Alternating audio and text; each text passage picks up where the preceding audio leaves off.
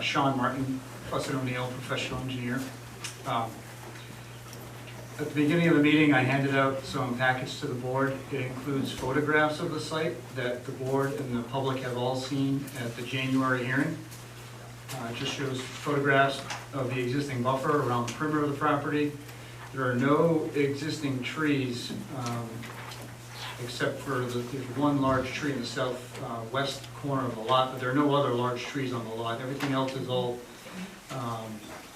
arborvitae type of plantings along the perimeter, and then the large trees that you see around the site are actually on other abutting properties. As Mr. McCoy stated, we had submitted a plan on April 5th showing some revisions to address the concerns of the planning board and the public, namely to eliminate any parking variances, dimensional variances. So the spaces on the April 5th plan show 10-foot by 18 spaces. They would be double striped, and they'd comply with the town's dimensional requirements for parking.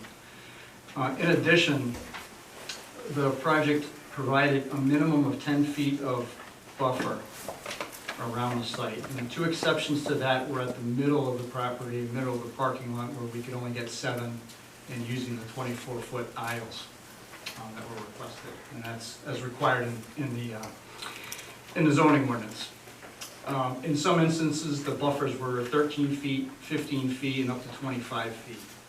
And the plan also shows buffer enhancements. And as we had stated at prior hearings, the proposal here is to comply with the town's landscaping ordinance. But in addition to that, we recognize that there's some concerns over light intrusion, noise, visual impacts, and things of that nature. So there are 3 specific areas on that drawing that are called out as buffer enhancement areas. And I'm going to show you some visual renderings of that tonight, or at least so the public can see that proposal. You have those images and renderings in your packets, so you can see them.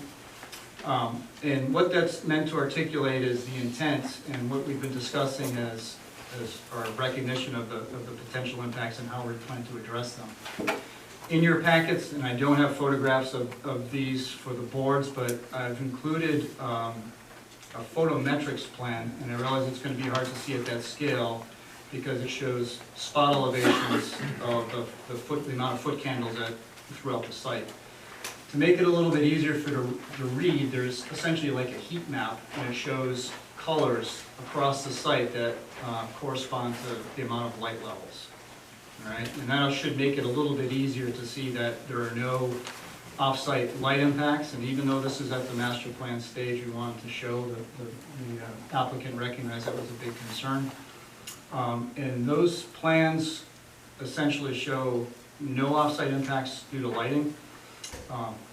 Part of that's due to the type of fixture that we selected, which is a full cutoff, dark sky compliant, but also because of the existing buffer, the buffer enhancements, and then also the mounting height.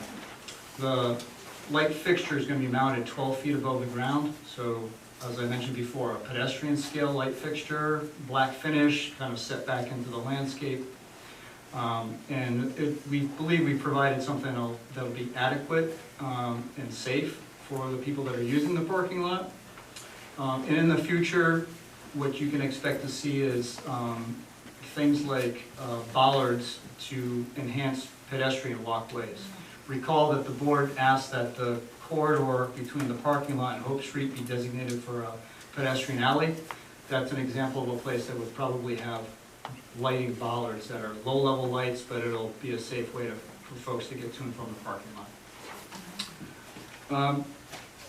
We subsequently submitted a plan to the board that shows an alternative. It's called alternative parking plan. The one I have up in front of the public right now is the plan that was submitted April 5th with 274 spaces going with the compliant dimensions. The alternative parking plan, let's flip this around.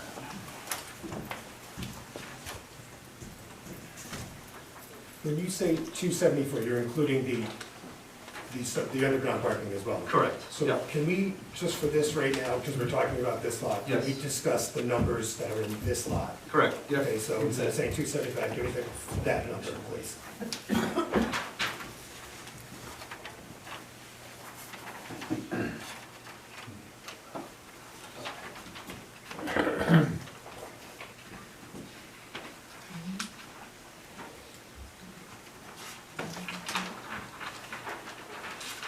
So the number of spaces on the April 5th plan show 123 spaces in the main lot for the mill, and then 3 spaces for the units on Thames Street.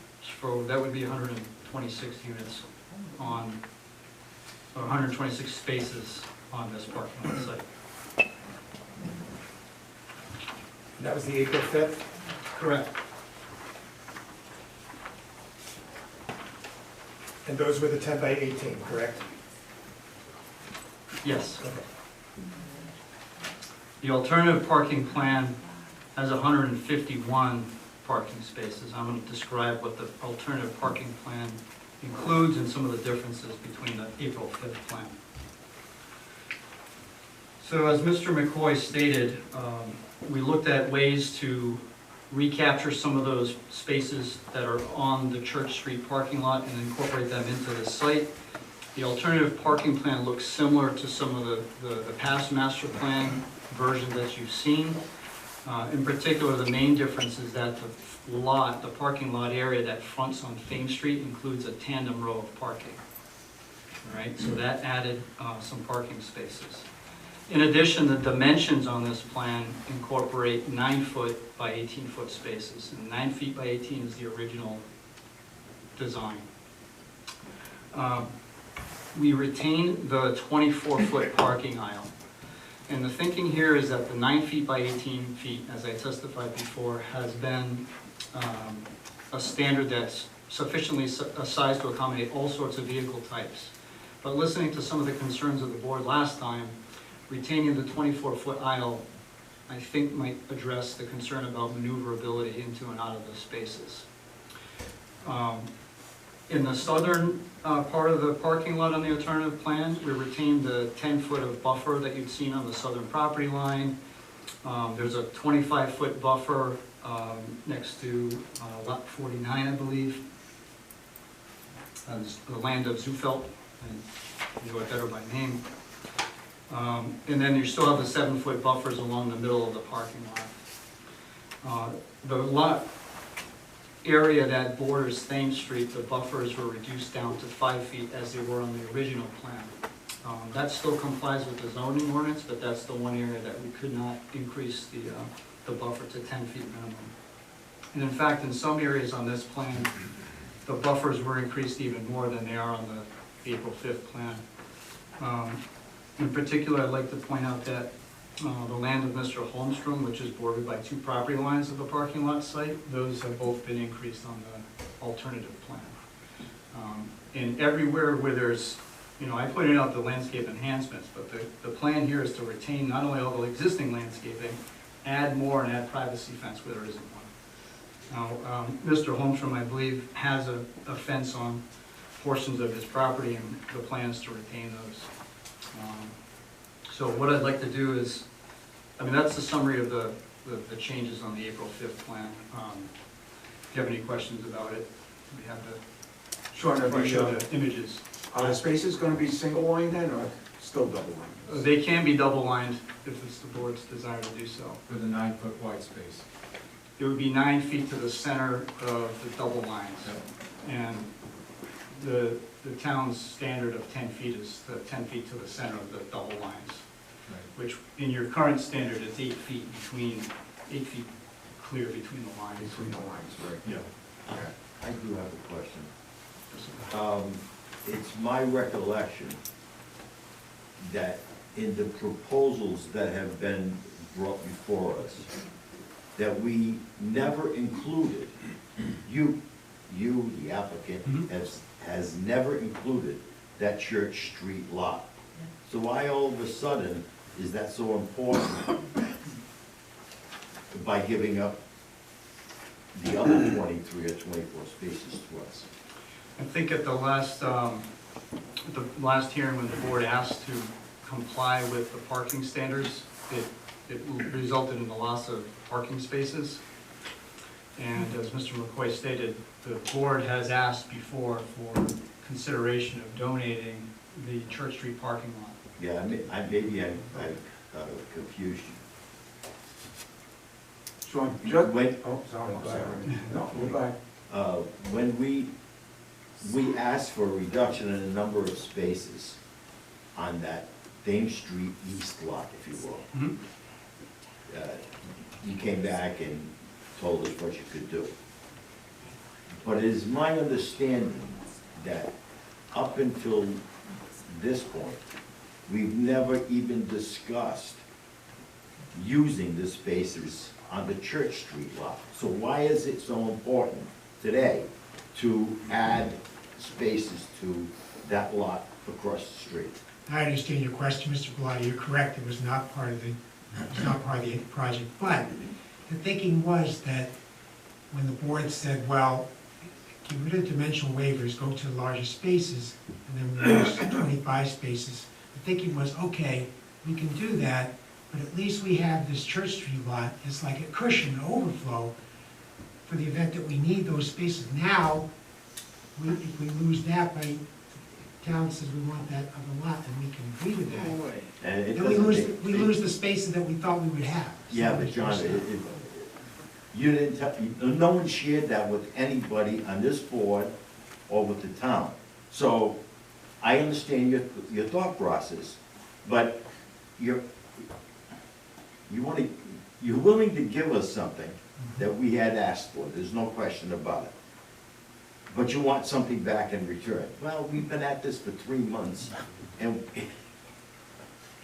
all of a sudden, you want something else, and that's my only concern, that's where I'm concerned. I like everything.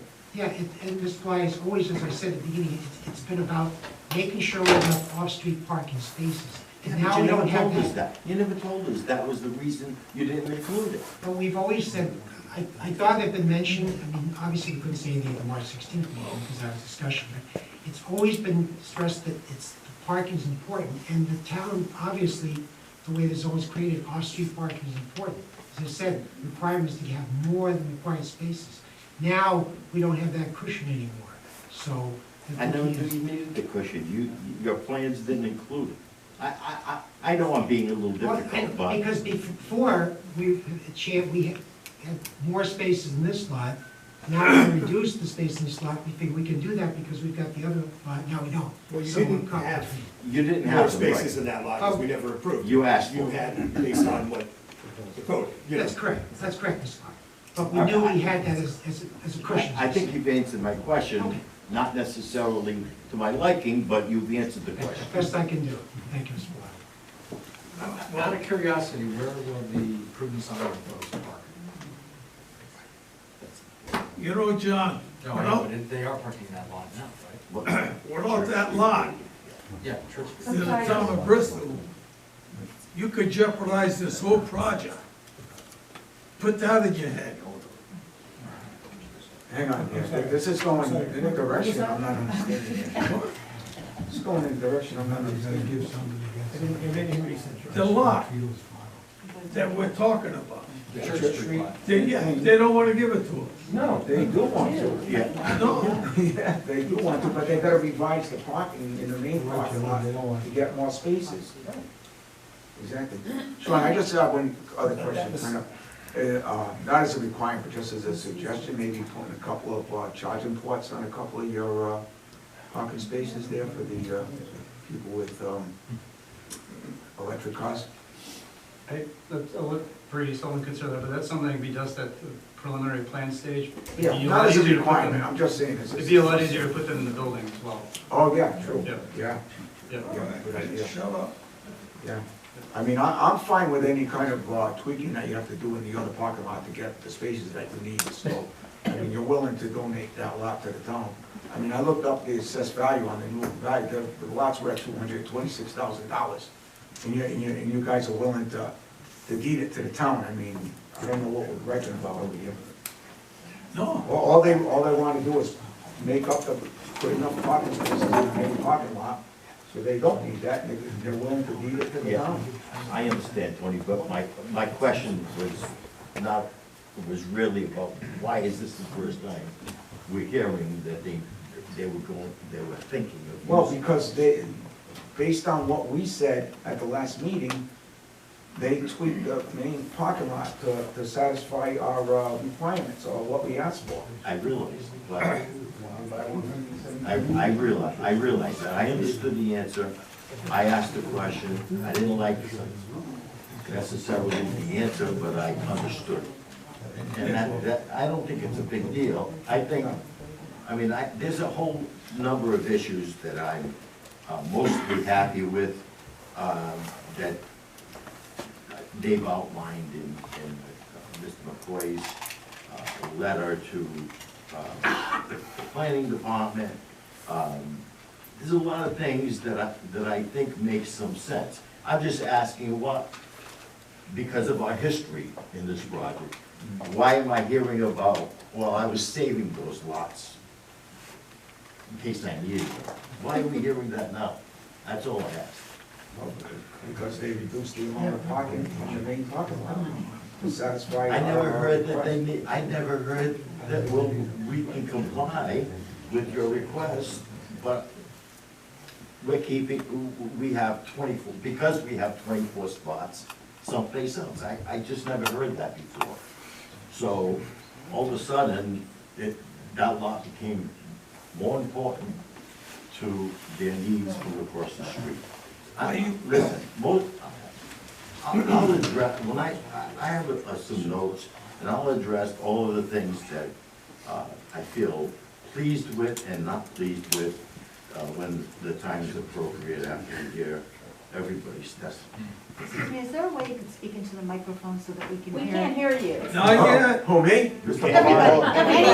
Anybody, just try to turn it on Hello? and speak in. That'd be great. What are you gonna do, press the button? Try to press the center Thank button. you. Right there. Yeah, it's on. There we The go. light's on. Yeah, there we go. Yeah. Thank you, Elaine. Oh, there it is. Sorry. All right, I saw a green light, I thought it was a I want You just gotta speak into the one thing microphone. answered. Is this, you're giving it to the town of Bristol, or you leasing it to the town of Bristol? And talk loud. Move your microphone over to Move yours, so we Joe. can hear you too. You're leasing it? We're giving it to the town, Mr. Chairman, as I put in my letter, in exchange for getting the lots back, as Mr. Bellotti We said, can't hear you we're either. giving it to the town. You're giving it to the town. Correct. All right, no lease. No lease. We Hold own it. them closer and make sure your center buttons are lit. Yeah. They're all Yeah, but you gotta pull the mic right up to your mouth. That's the, Just make sure, Tony, make sure the light is on in the center there. It is. Okay, They are, you just have to get right up to it. okay, thank you. We're all rusty in So I person. wanna know is we own it, now leasing it. As part of the proposal, Mr. Chairman, yes, you would own it. You could lease it if you wanted to. No. That's all I want. Fair enough. Mr. Chair, one of the questions that the board had, I can't remember which meeting it was, it might have been January, was how many spaces would you lose in a scenario? And I did do that analysis. And we had stated at the time that the applicant wants to have more parking, ensure that they have enough for the market demand and not just what the minimum parking requirements for.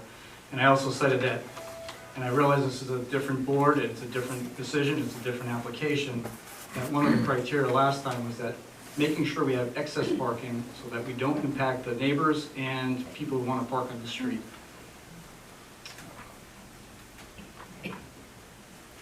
Are you losing any spaces by having double line parking No, versus single line? no. They're just making that. It's just how you want it straight.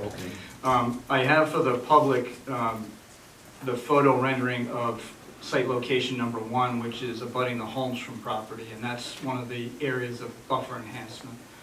And as I stated, there's also another photo rendering of the southwestern portion of the site, so you can see what that looks like.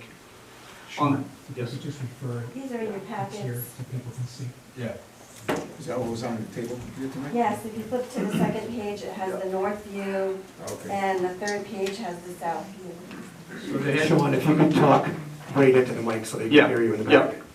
So on these drawings, they show a before and after, so an actual picture, photograph, last fall of each of those locations. And then on the image below, it shows what it would look like after the planting privacy fence are installed.